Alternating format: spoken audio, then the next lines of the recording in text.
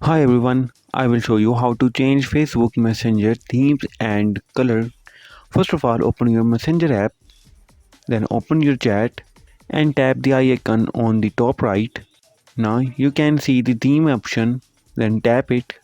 Now there are a lot of themes and select any one. Now the theme and color will be changed in your Messenger app. If there is a problem with this video, so ask in the comment. Any problem related to social media and internet, let us know in the comment bar so we can make a video on it. Please like this video and press the bell icon for any update.